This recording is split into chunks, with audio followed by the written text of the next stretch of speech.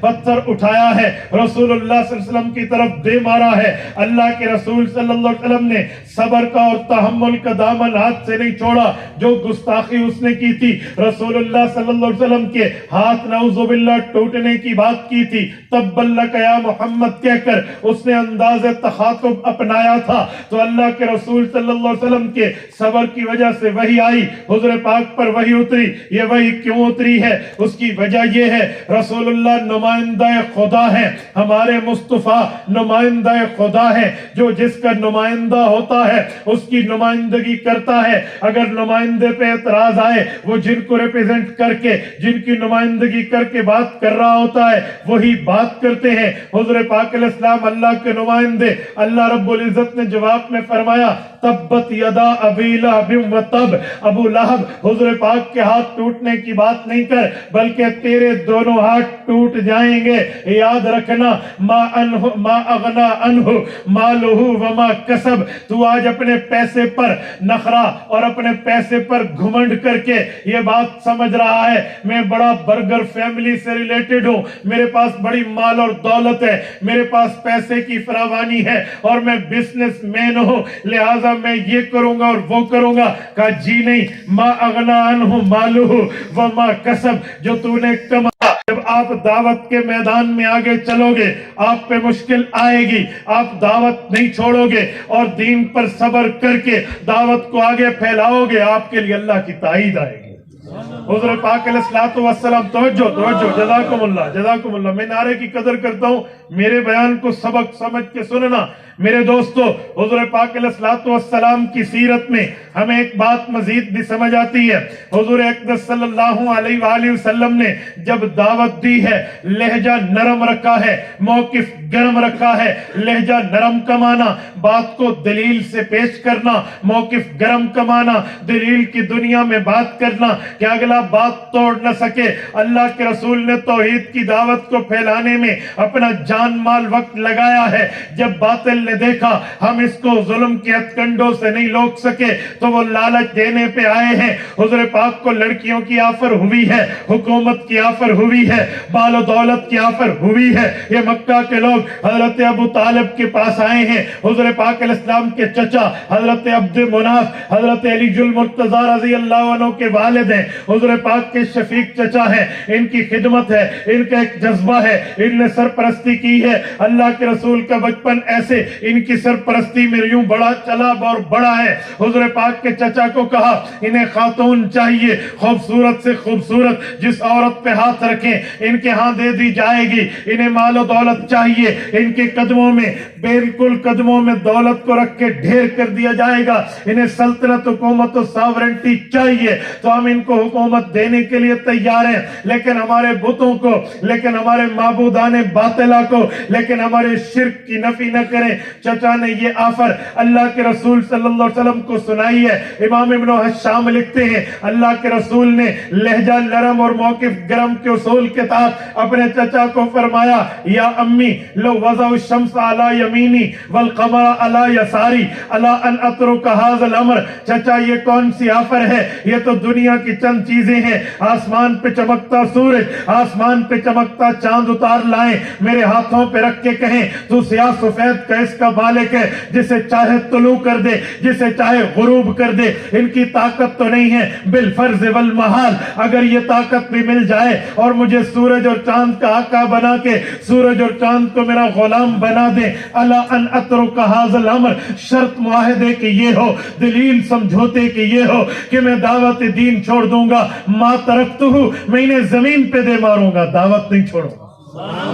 سیرت طیبہ کا اصول یہ ہے، لہجہ نرم اور موقف گرم کو لے کر رسول اللہ کی سیرت اور تعلیمات کو آگے چلائیے۔ میرے دوستو، حضور پاک علیہ الصلوۃ والسلام نے جب صبر اور تحمل کا دامن نہیں چھوڑا، اگر اعتراض آیا ہے، آبجیکشن آیا ہے، اشکال آیا ہے، کسی نے کوئی بات حضور پاک علیہ السلام پہ کی ہے، تو اللہ نے رسول اللہ صلی اللہ علیہ وسلم کی دردالی کے لیے قرآن کریم کو اتارا ہے۔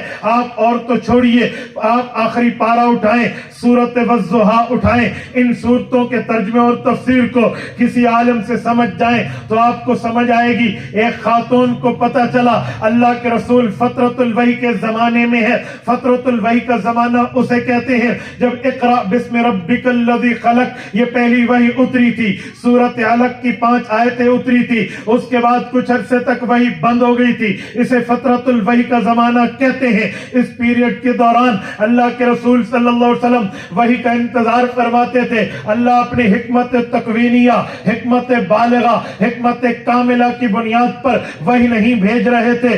اللہ اس کو جانتے معاملہ تھا کیا. اسے فترۃ الوحی کہتے ہیں. ایک خاتون کو زبان درازی کا موقع ملا ہے, وہ آ کر اللہ کے رسول کو کہتی ہے ان شیطانک قد کرنک, جو تیرا شیطان ہے, نعوذ باللہ, اللہ کے لیے کہا کہ جو تیرا رب ہے اس نے تمہیں چھوڑ دیا ہے, اب تیرے پاس وحی نہیں آتی. رسول اللہ پر اللہ نے وحی اتاری ہے. والضحا واللیل اذا سجا ما ودعک ربک وما قلی وللآخرۃ خیر لک من الاولی. میرے پاک پیغمبر, یہ اعتراض کرنے والوں کی زبانیں سڑ اور جل جائیں. یہ کیسے کہتے ہیں آپ کے چہرے سے سورج اور چاند کو روشنی ملی ہے. واللیل اذا سجا, آپ کے بالوں کی سیاہی سے رات کو خوبصورت جو ہے نا یہ سیاہی ملی ہے. ما ودعک ربک وما قلی, آپ کے رب نے نہ آپ سے دشمنی کی ہے نہ آپ کو چھوڑا ہے. وللآخرۃ خیر لک من الاولی, میں اللہ یہ قانون دے رہا ہوں, آج کے بعد آپ کا ایک کام ہوگا, اس کے بعد اگلا کام ہوگا, پہلے کام کے بعد دوسرے کام کو, پہلی زندگی کے بعد دوسری زندگی کو, پہلے لمحے کے بعد دوسرے لمحے کو, پہلے وقت کے بعد دوسرے وقت کو اتنا مبارک کر دوں گا, اتنا پیارا کر دوں گا, اتنا مقدس کر دوں گا جسے بہتری کا نام دیا جائے گا. وللآخرہ, ہر بات کا لمحہ, خیر لک من الاولی, آپ سے پہلے کے لمحے سے بہتر چلا جائے گا. میرے دوستو, اس سے سمجھ آتا ہے رسول اللہ صلی اللہ علیہ وسلم کی سیرت طیبہ میں ہمیں اللہ کے رسول صلی اللہ علیہ وسلم کی تمام سیرت کا احترام کرنا چاہیے اور اس کو اپنا مشعل راہ بنانا چاہیے.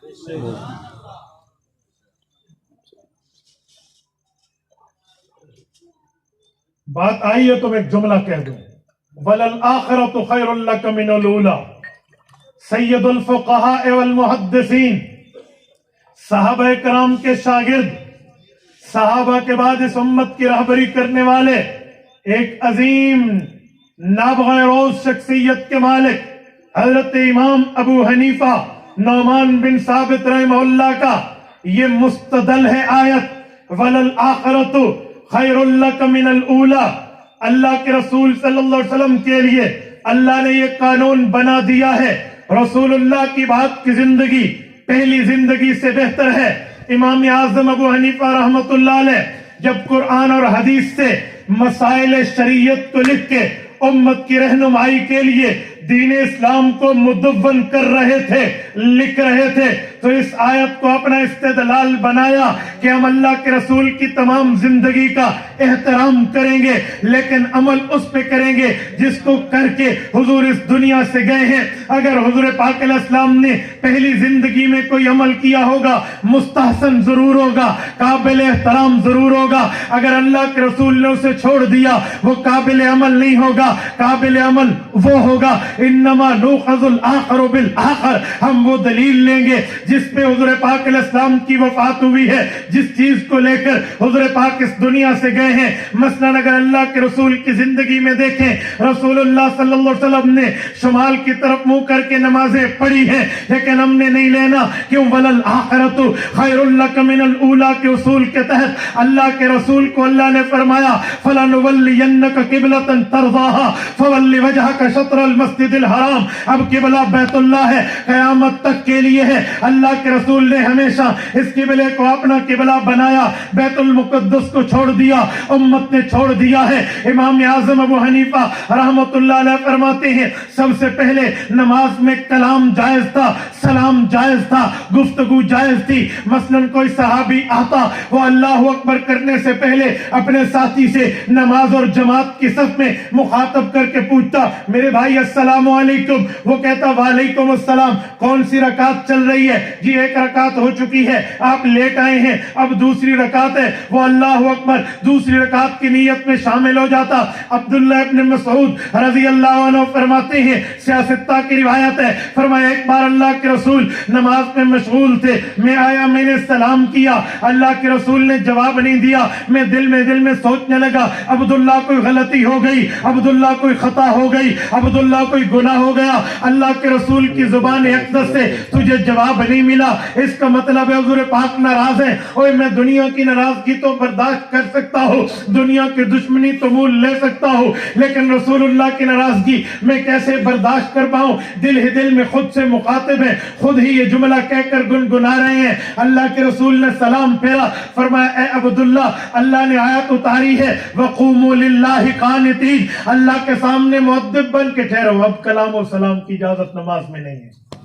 امام ابو حنیفہ فرماتے ہیں یہ دلیل ہے، اب ہم نماز کے مسئلوں پہ اللہ کے رسول کے اس طریقے پر عمل کریں گے جو طریقہ سب سے آخر میں رسول اللہ دنیا میں چھوڑ کے گئے ہیں۔ فرمایا وہ کیا ہے؟ کہا نماز جو حضور پاک علیہ السلام نے پہلے پڑھی ہے، وہ پہلے نماز میں اللہ کے رسول رفع الیدین فرماتے تھے، رسول اللہ کا طریقہ تھا، قابل احترام ہے، لیکن اللہ کے رسول نے آخر میں چھوڑا ہے، ہم طریقہ اس پہ عمل کریں گے۔ پہلے نماز میں تلاوت امام بھی کرتا تھا، تلاوت مقتدی بھی کرتا تھا، امام بھی پڑھتا، مقتدی بھی پڑھتا، امام بھی قرآن پڑھتا، مقتدی بھی قرآن پڑھتا۔ حضرت ابن عمر فرماتے ہیں فلما ہاجر الی المدینہ صلی اللہ علیہ وسلم، جب اللہ کے رسول نے مکہ مکرمہ سے مدینہ طیبہ ہجرت کی ہے تو ایک موقع آیا، حضور پاک علیہ الصلوۃ والسلام نماز پڑھا رہے تھے، پیچھے مقتدی بھی تلاوت کر رہے تھے، رسول اللہ صلی اللہ علیہ وسلم نے سلام پھیرا اور فرمایا نماز میں امام کے پیچھے آپ نے قرآن نہیں پڑھنا،